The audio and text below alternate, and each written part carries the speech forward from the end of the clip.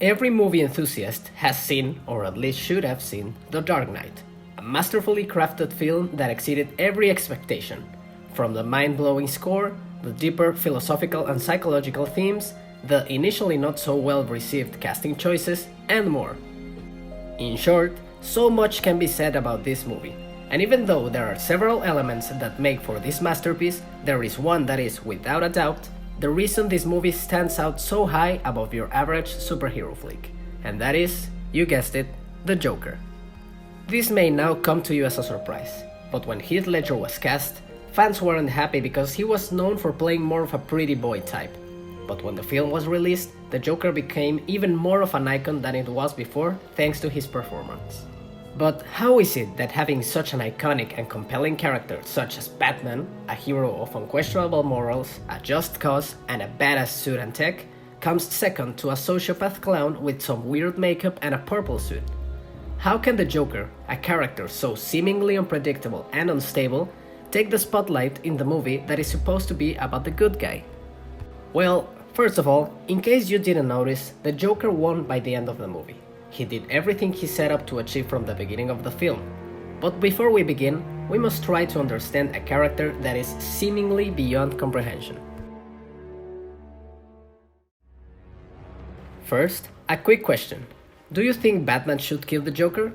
I'm not talking only about this film in particular, but in the countless stories across comics, cartoons, TV series, video games, etc. Whenever Batman impressions the Joker, he obviously escapes, and goes on to commit crimes that result in hundreds of deaths and casualties for innocents. Is Batman partially to blame for not putting a final stop and killing the Joker?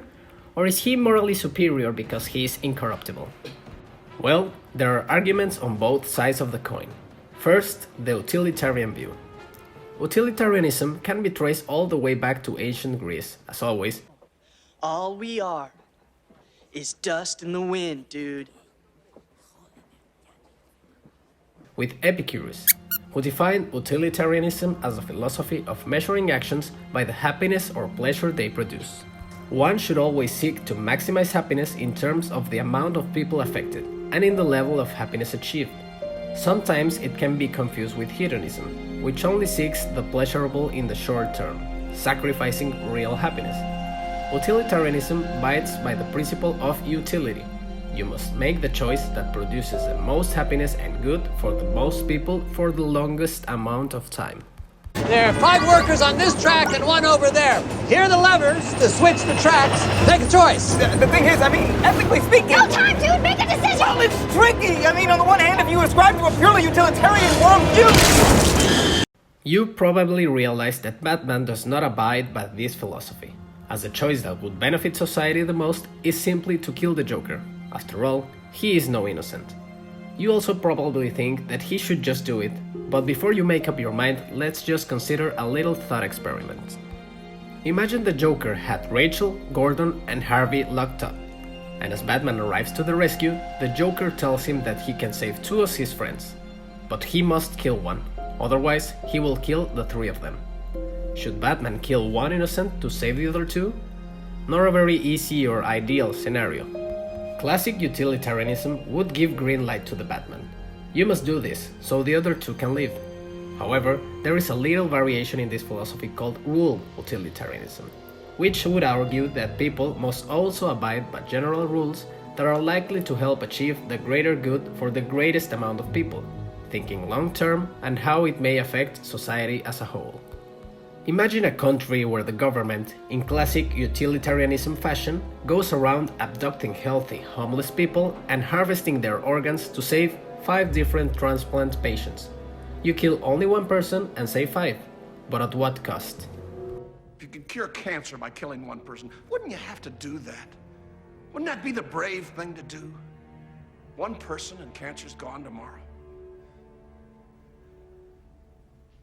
Maybe you're right. Those men upstairs, maybe there isn't much point to their lives. Maybe they are doing a great thing for the world. Maybe they are heroes. But they didn't choose to be. You chose for them. As you know, Batman is no policeman. He operates outside of the law, hence, he's a criminal. But he has no problem in being one, and this is because he goes by a personal code, just like good old Captain America. Different as they might be, they are both essentially Kantian. What this means is that they abide by what is commonly called a maxim. Act in such a way that your behavior could become a universal standard. If you think lying is wrong, you shouldn't lie under any circumstance, even if you think that in some cases it is better to do so. And the same goes for killing, stealing, cheating, and even cutting line in the supermarket. You could think this is a rather uptight philosophy, but ask yourself, wouldn't you like to live in a world where more people like Batman and Captain America exist? Although they both break their rules in the end of The Dark Knight and Civil War respectively. That is why the villains partially win in these movies. And what does all this gibberish has to do with the Joker's likability, you might ask? First of all, we have to understand the particular narrative in which the Joker operates. He is the antagonist in a superhero movie. However, superhero movie is not a genre as many people think. You don't say a movie is an animal genre if it has cats and dogs in it. It could be a comedy, a drama, a musical, a documentary even, etc. The same way guitar or piano are not musical genres. These are elements that work in a bigger picture, and together they construct the genre.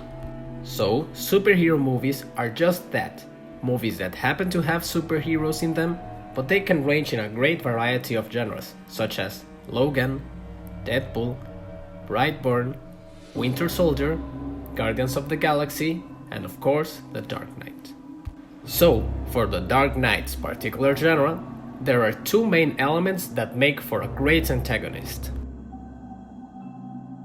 Many writers and Hollywood producers think we need the necessary tragic backstory, and that by giving the villain a sad childhood, they can turn anyone into the most sadistic of antagonists. It all began on the day of my actual birth. Both of my parents failed to show up. This can sometimes be true, for characters with whom we need to empathize with, or that have some sort of redemption arc. But characters like the Joker, Hannibal Lecter, Sauron, etc. are the embodiment of evil and chaos, and as such, we don't need to understand the reasons behind their actions.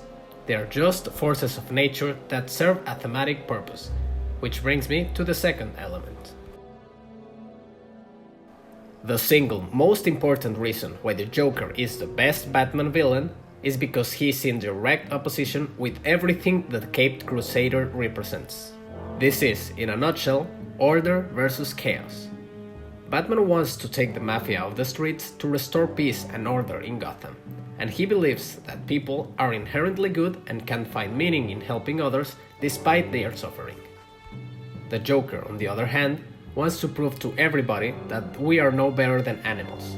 The artificial order we created will easily crumble if pushed right beyond the edge. We are just one bad day away of becoming full-on sociopaths. So, in this sense, the story is led and defined by the Joker. Batman's journey is defined by his villain, as it revolves around the interaction between these two characters, not in themselves as individuals. Like a chess game, every move a player makes depends on the previous move by its opponent. You can plan ahead and foresee things as long as you know the game, but any player's move can completely shift the tables, and Harvey Dent is the key component of this game. He is the canvas in which the hero and the villain will paint their ideological battle, and only one will emerge victorious. The Joker defines his ideology in the first line of dialogue he delivers in the movie, which is, I believe whatever doesn't kill you simply makes you stranger. This perfectly encapsulates the essence of the character. He rejects the positive philosophy of people like Batman. He believes that these traumatic or stressful situations not only not help you grow stronger, but traumatize you, take parts of you until you become a shadow of your former self. And how can the Joker become a threat for Batman? After all, he is physically inferior and has far less technology and resources. But the thing is, he is a psychological threat. He is an idea, a disease. He corners Batman in every step, eliminating his ability to choose, as in the memorable scene where he has to save either the love of his life or Harvey, Gotham's White Knight. The Joker makes him think he gave him the choice, but he always knew Batman would save Rachel, so he tricked him into saving Harvey, just another small step in his master plan. In the beginning of the video, I said that the Joker won, even though in the end Batman captured him and sent him to jail without having to kill him. However, this was a battle for Gotham's soul. The Joker corrupted Harvey, the symbol of hope by excellence. He proved that even the best could give into darkness and chaos. And he also made Batman break his number one rule: no killing. He had to kill Harvey not only to save Gordon's family, but also to prevent Gotham citizens to realize that their idol was corrupted. He tried to prevent Gotham into failing once again into the mob's hands, by sacrificing the Batman persona and giving Harvey a martyr status. Imagine for a second that in Christian faith, Christ never resurrected, but the church fabricated that he did in order to elevate his status to that of the divine, to create a false idol that people could look up to and worship, so that they could easily be controlled and peace would reign. This is exactly what happens with Harvey. There is a very interesting similarity between this movie's conclusion and a chapter from Russian novelist Fyodor Dostoevsky's book Brothers Karamazov, titled The Grand Inquisitor. In this tale, Jesus comes back to medieval Spain during the Inquisition and starts making miracles and preaching to the masses. That is, until the church decides to arrest him. In his cell, he is visited by the highest of the church authorities, the Grand Inquisitor. The rest of the tale is just a huge monologue with very interesting implications. The Grand Inquisitor tells Jesus that his greatest mistake was not to make people bow and worship him. When given freedom, people will always choose what is pleasurable and evil. This is exactly what the Joker tells Batman when they are in the interrogation room. See, their morals, their code, it's a bad joke. Dropped at the first sign of trouble.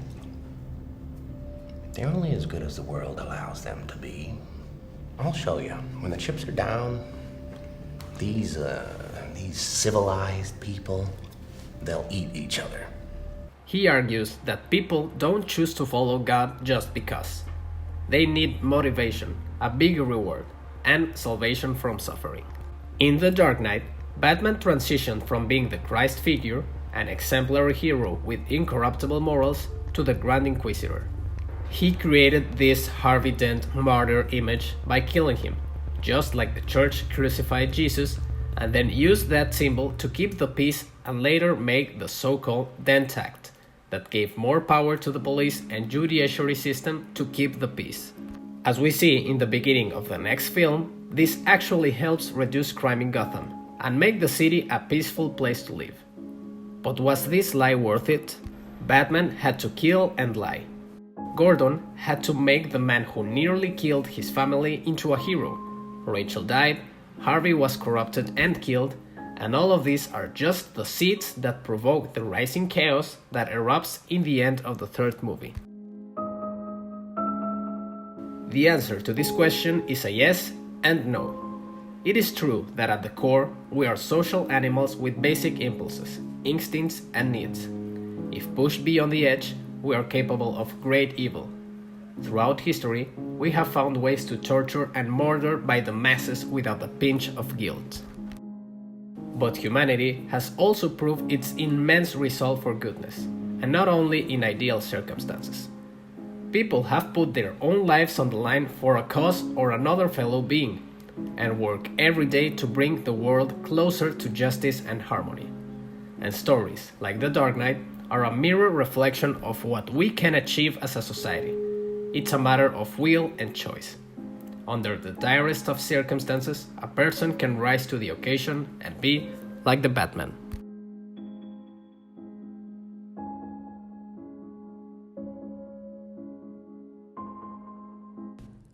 Hey guys, thanks for watching. We finally started our YouTube channel. If you like our content, be sure to subscribe and give this video a thumbs up. We would really appreciate it. Also, be sure to check out our other videos. Until next time.